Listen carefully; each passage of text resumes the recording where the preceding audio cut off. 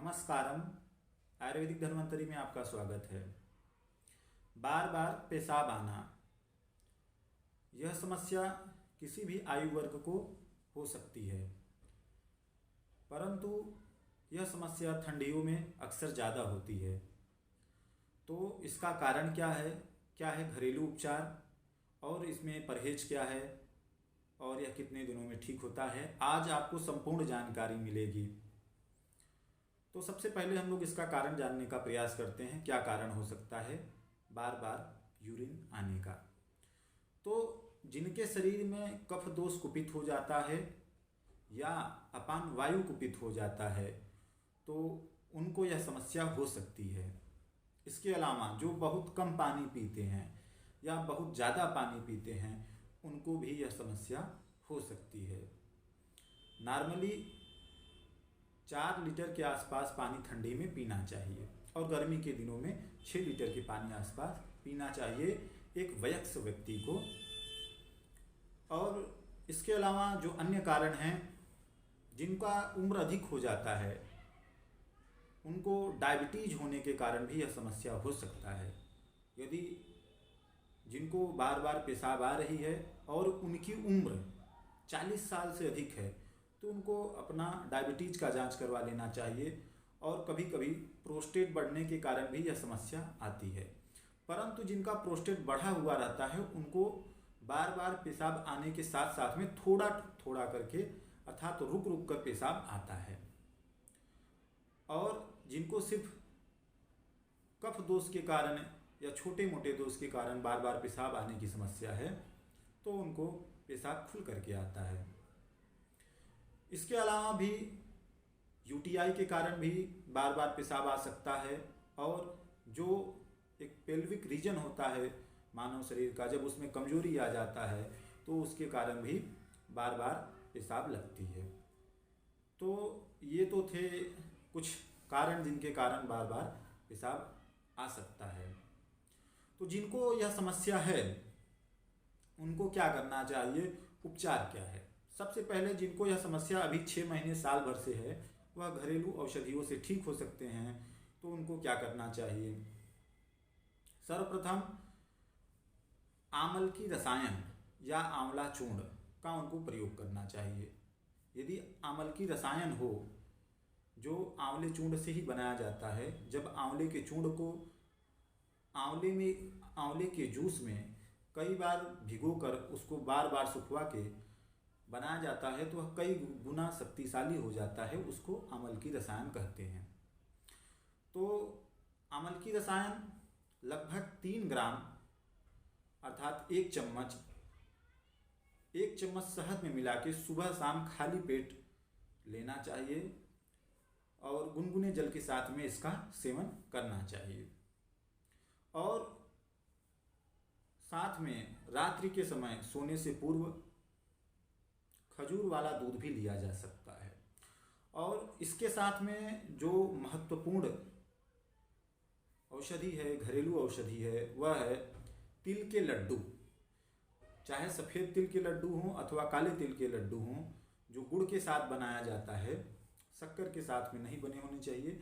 तो गुड़ के साथ में जो तिल वाले लड्डू बनाए जाते हैं उनका सुबह शाम अर्थात एक एक तिल के लड्डू सुबह शाम खाने से यह समस्या ठीक हो जाती है। जिनको अभी नई नई समस्या है या जिनको ठंडी लगने के कारण या ठंड के कारण बार बार यह समस्या हो रही है या जिनकी समस्या अभी नई नई है।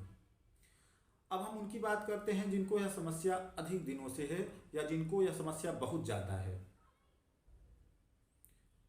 जिनकी समस्या बहुत ज़्यादा है या जिनको यह समस्या 6 महीने से अधिक की समस्या है, 1 साल से समस्या है, 2 साल से समस्या है, उनको क्या करना चाहिए। तो उनका घरेलू उपचार से यह समस्या नहीं ठीक हो सकता है, उनको चाहिए आयुर्वेदिक उपचार।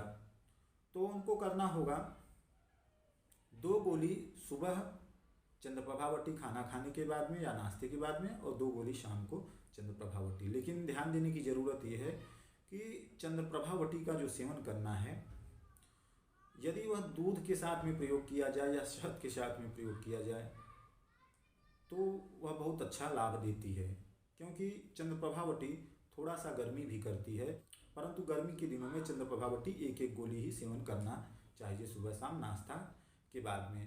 और चंद्रप्रभावटी दूध के साथ में सेवन करना अधिक लाभकारी होता है। इसके अलावा जो तीसरी औषधि का उनको सेवन करना पड़ेगा, पहला हो गया अमल की रसायन, दूसरा हो गया चंद्रप्रभावटी, और जो तीसरी औषधि का सेवन करने की ज़रूरत है वह है बहुमूत्रांतक रस। बहुमूत्रांतक रस यह एक टैबलेट होता है, गोली होता है। इसका नाम रस इसलिए है कि इसमें बहुत से भस्म और पारा इत्यादि से यह बनाया गया है। पारा को शुद्ध करके बहुत देर तक मशीनों में घोट करके खरल करके इसको बनाया जाता है। इसमें तीन भस्म, जस्ता भस्म, अभ्रक भस्म, बहुत प्रकार के भस्म होते हैं। यह बहुत ही पावरफुल आयुर्वेद की औषधि है। तो यह बहुत पावरफुल औषधि है। कुछ लोग कहेंगे मैंने इन औषधियों का सेवन किया है पर मुझे पूरा लाभ नहीं हुआ। जी हाँ, यह औषधियाँ पूर्ण रूप से लाभ करती हैं, लेकिन इसको खाने से ज़्यादा जरूरी है, इन औषधियों को सेवन से ज़्यादा जरूरी है कि इनको पचाया जाए। तो इन औषधियों को पचाने के लिए शरीर की कभी कभी पाचन शक्ति कमज़ोर पड़ जाती है, तो यह औषधियाँ काम नहीं करती हैं। तो यदि आप बहुमूत्रांतक रस का प्रयोग कर रहे हैं तो सर्वप्रथम बारीक आप चूर्ण बना लें। आप किसी भी प्रकार से इसका थोड़ा सा पाउडर बना लें और इसको आधे चम्मच शहद में मिला करके गुनगुने जल के साथ में सेवन करें। और किनको एक गोली सेवन करना चाहिए बहुमूत्रांतक रस, किनको 2 गोली सेवन करना चाहिए। जिनकी उम्र 18 से 20 वर्ष से अधिक है उनको 2 गोली का सेवन करना चाहिए, और जो जिनकी उम्र 18 वर्ष से कम है अथवा जिनका शरीर बहुत कमज़ोर है या कुछ वृद्ध हैं जो काफ़ी कमज़ोर हो चुके हैं, तो उनको एक एक टैबलेट ही देना चाहिए। और जिनको भी बहुमूत्रता की दिक्कत है, बार बार पेशाब आने की समस्या को आयुर्वेद में बहुमूत्रता नाम से जाना जाता है, जिनको भी यह दिक्कत है उनको सदैव गुनगुना जल का प्रयोग करना चाहिए। या कुछ लोगों को गुनगुना जल पसंद नहीं होता है, तो वह 4 लीटर पानी को तब तक उबालें जब तक वह 3 लीटर ना बचे, और जब 3 लीटर पानी बचे तो वह यदि ठंडा पानी हो जाए, नॉर्मल टेम्परेचर पे हो जाए, तो आप उसको पिएं, तो भी यह गुनगुना जल के बराबर ही लाभ करता है। इसके अलावा जो भी बहुमूत्रता के रोगी हैं या जिनको भी यह समस्या है, उनको ठंडी चीज़ें एवं कफकारक चीज़ों का प्रयोग नहीं करना चाहिए। अर्थात ठंडी चीज़ों का और कफकारक खाद्य पदार्थों का उनको परहेज करना चाहिए। ठंडी चीज़ें जैसे आइसक्रीम हो गया, कोल्ड ड्रिंक हो गया, ठंडा पानी हो गया, और जो शीतल फल होते हैं जो ऐसे फल जिनकी प्रकृति शीतल है, जैसे अमरूद हो गया, केला हो गया, संतरा मौसमी हो गया, इनका प्रयोग नहीं करना चाहिए। इसके अलावा ठंडी और बादी चीज़ों में जैसे चावल, आलू, बैगन इत्यादि का प्रयोग कम से कम करना चाहिए ऐसे रोगियों को, तो उनको औषधियों से पूर्ण लाभ मिलता है एवं जल्दी लाभ मिलता है।